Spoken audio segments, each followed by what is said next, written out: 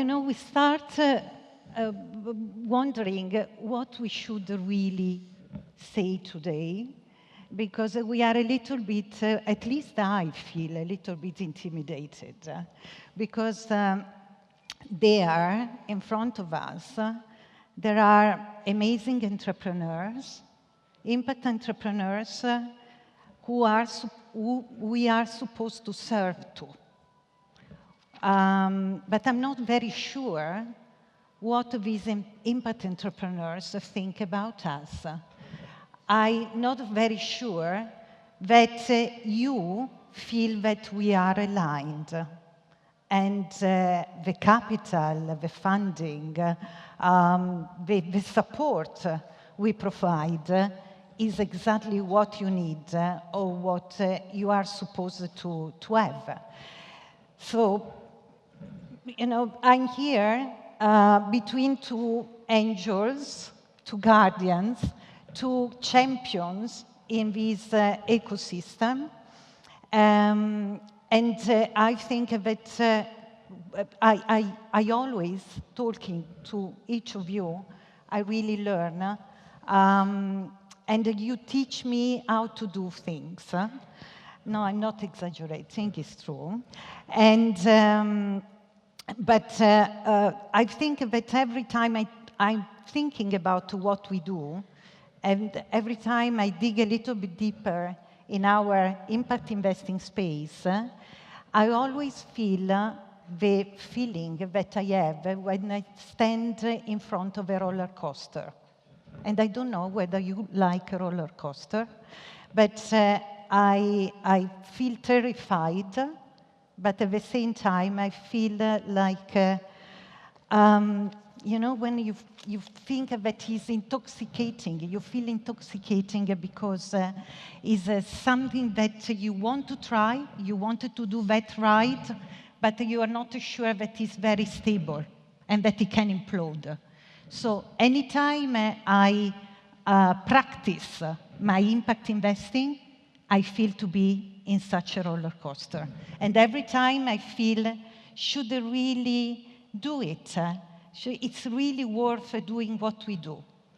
And if we look at the last 18 years of impact investing, what we can say that there are some arguments that undeniably lead us to think that we have been successful. The market has grown, and you definitely contributed in infrastructuring the market. There is a lot of capital coming into this space. There is apparently no trade-off. And here I echo what Professor Calderini just said, that is a little bit tricky, but if we read the latest statistics by the Global Impact Investing Network, that is the think tank of impact investing, apparently almost 80% of the respondents of impact investors say that they deliver market rate return. This is what the market is saying. But at the same time, we have many arguments leading us to think that we have failed. So I just put on the right and the left some of the issues that come out from the literature, from our peers, and from what really practitioners think, as practitioners, not impact entrepreneurs, and I like really to ask them why maybe we have succeeded or failed. But I like to really to hear from you, Uli and Maarten, whether you feel comfortable with the impact we have generated collectively as an industry, individually, in your own practice. Because honestly, I feel very conflicted myself, and I'm not really sure how much should I stand on one side or on the other side. Want to go first? Yeah, okay. Thank you, Elena. for this introduction. I think you touched upon many topics that we constantly think of and consider. And we learned a lot from the speakers today as well. If we look back 15 years, 20 years ago, when impact investing started, and we look at what it looks like now, a lot has changed on the positive side. So I tend to be optimistic. I see more money flowing into the sector. I see a lot more impact or social entrepreneurs being active. I also see that there are successes and failures in direct returns, financial returns, but the impact returns, I think we have to separate them sometimes. And what I think, yeah, you touched upon many topics, but one of the issues is if impact investing becomes more mainstream, you also attract a lot of money that is not designed for making impact. And they would want to say they make impact, but the economical return is still factor number one. And I think a lot of the investment that is maybe also before, but also now coming in, it's not catered to suit the needs of the investee.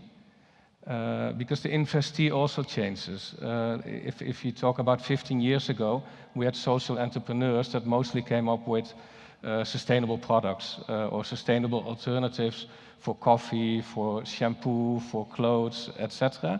And if you look at the social entrepreneurs now, it has become so much more dynamic and complex. We have so many different kinds of ownership structures. It's not just private entities, it's also cooperatives, it's also foundations, it's also steward-owned structures. If we look at the drivers for social entrepreneurs, they don't all want to become unicorns. They don't all want to become the biggest, the better, the best in making impact. Some of them just want to make life more sustainable, life more inclusive for the whole community. So I think the system we are in has become more complex, more dynamic, and we shouldn't put it away like it's not working or it is working. It is changing, and in this change, we learn together. Thanks, Maarten. But and you mentioned something that, and I will leave to you to elaborate fully, because I know that you are a little bit less optimistic, maybe, than Maarten. But you mentioned like if we go mainstream, or if impact investor go mainstream, probably something will be undermined along the road. And I think that over the last 15 years, the topic was how we can go mainstream. And Uli, you have infrastructure, the industry, probably with the expectation to go mainstreaming, or no? Or which was your expectation by then?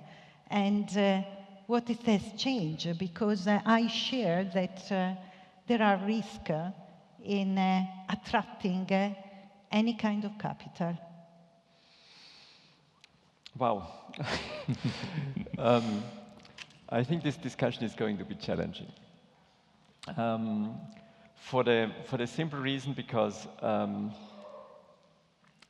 I think the question that you asked in the beginning, have we succeeded or have we failed with impact investing, and that is keeping you up at night and keeping you sleepless. I think this very question is the core problem of impact investing. Because as from the very moment where we ask ourselves whether impact investing failed or succeeded, we are putting the purpose of impact investing as such in the center of the deliberation. And I think that is the wrong perspective when we go to genuine impact investing, because impact investing is not the objective of the exercise. It is not a question of how much money have we mobilized, how much money has been flowing into whatever. The question is, what have we achieved with it? And if you look at it from the perspective of the many entrepreneurs that are here in the room, and when they look at where capital comes from that allows them to achieve their solutions that they bring to societal issues that we are tackling, they are seeing money basically as a raw material, a means to achieve something. Whilst we on the finance side, we consider ourselves as being the objective. And that is the reason why those two worlds in the last 20 years of development of impact investing have not connected. And if you look at it from the financial perspective, the problem that we are facing, I think, as a financial system as such, is that we consider us as a kind of parallel system to a planetary system, in a kind of parallel reality, of which we considered in the past systemically that we are the driver of everything. Now, over the last 5-10 years, we came to the insight that actually there is another system next to us that is threatening our system, because we have externalities that are kicking in, we've got raw materials that get scarce, we've got energy that goes through the roof, and all this kind of stuff. And we still are operating with the mindset that in order for our system of finance to sustain, we need to fix the planetary system. But we are actually in denial that we are part of that system, and if we are not considering ourselves and aligning with that system, there will be no solution. So from the perspective, going back to you, how do we relate to the mainstream dimension, and how does this interact with the trade-off debate and the like? I think the problem that we are facing as a society goes beyond the self-understanding of impact investing.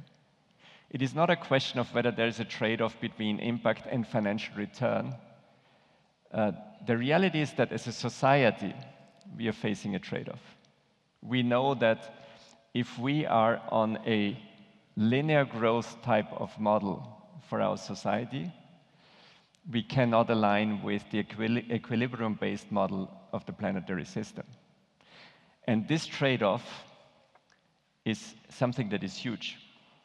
Now, we can debate who in the system is going to bear this trade-off, whether it's going to be a trade-off that is borne by the investors by foregoing return or things like that, or whether it is going to be borne by the consumer by paying higher prices, or whether it's going to be paid by the taxpayer or whatever. The fact is that as long as we've got an economic system that goes by the assumption that we can live outside the scope of the equilibrium of a planetary system, we're going to fail. I think, I feel, or as our Professor Otto said to us, I sense deeply what you are saying. But at the same time, only what we should do, what we practically should do, what our practice in deploying capital or deploying support should be reshaped. How should we reimagine ourselves? Should we give up? Should we? Because at the very end, you are absolutely right. But then you say, okay, and what should in which company should I invest? Or maybe in which process I should invest? How should I change my way of looking at the reality around us? And how should I change internally my practice of deploying capital? What have you seen around that it works? I definitely don't think that we should give up, but I think we should give up a few things. And amongst the few things that I recommend to give up is that we continue to procrastinate in debating from which system to which system we need to migrate.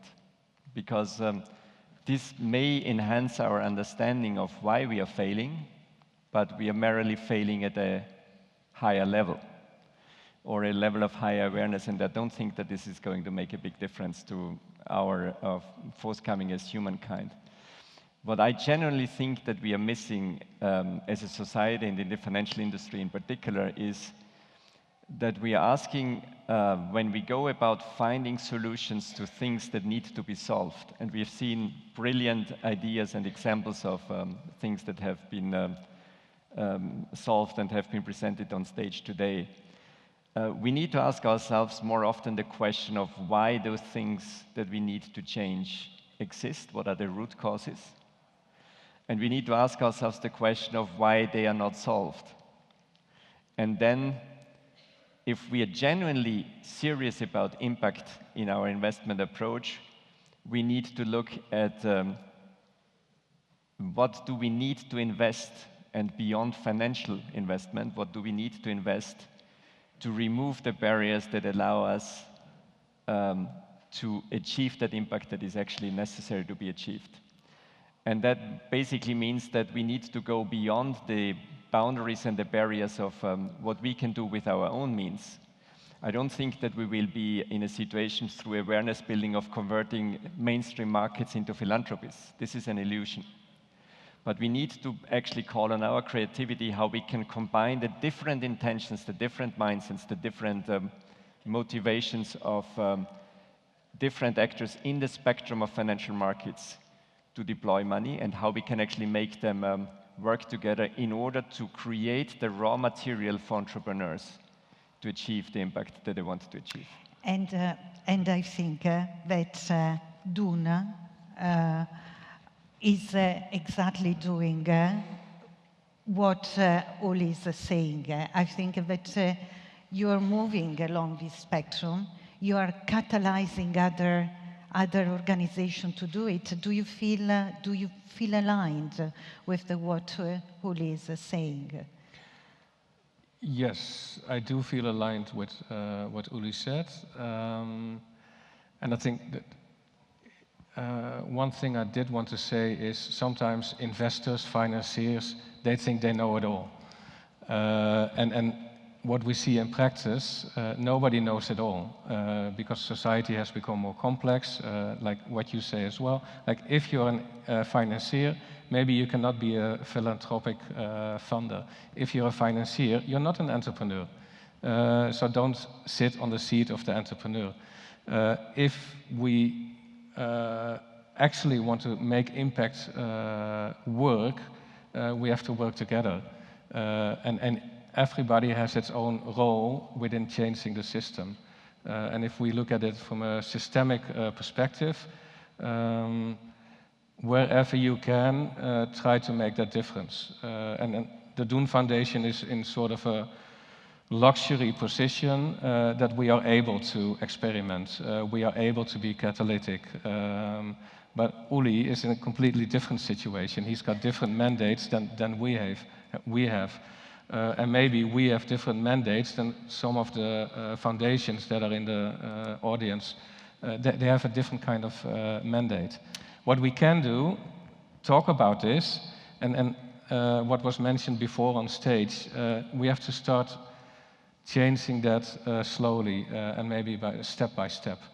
And if you cannot take a risk or you cannot take a different role now fully, maybe start with 10% or start with 20%. And from that, start learning, but don't forget to interact with not just the financiers, but also the entrepreneurs and also the people that the entrepreneurs service. Because in the end, it's also the consumers or the clients or society that will decide how change is going to happen. And do you think in this different system, because you say that you are in a luxury, you are in a luxury position because you can take risk, you can deploy any kind of capital, you can take the luxury also to listen to many entrepreneurs.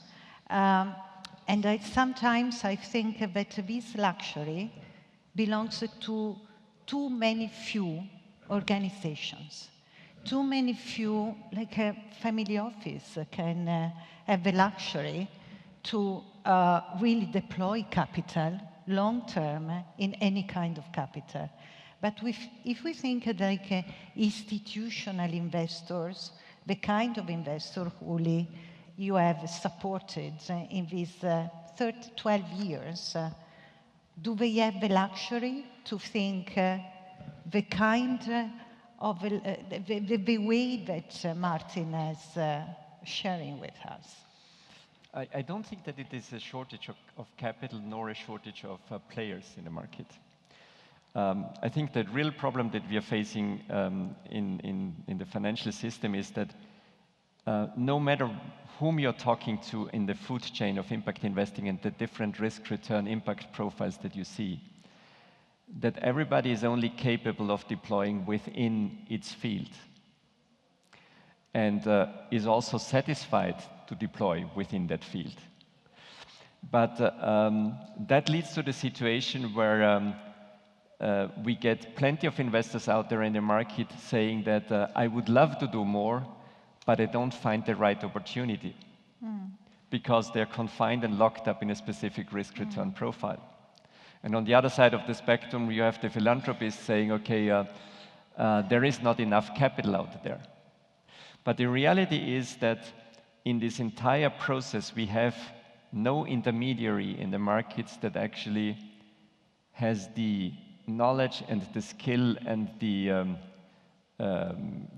approach, the kind of market approach to say, how can I combine the different resources that are out there in the market in order to make sure that this social enterprise model, this project, this impact model gets the funding that it needs to be implemented. So you're talking like, when you say intermediaries, you're talking like the orchestrators that many people are talking about in the narrative of systemic investing, or are you talking about a different kind of financial intermediaries? It's either that type, or it could be anybody in the food chain saying, okay, I don't find the right stuff out there to fund for my investment profile, but I'm going to create the solution, the financial solution, in order to finance the impact that I'm interested in. And there are organizations out there in the market that are doing this, like the MacArthur Foundation in the US, for instance. They're going out every 6 months with 100 million of catalytic capital and say, I want to solve that problem.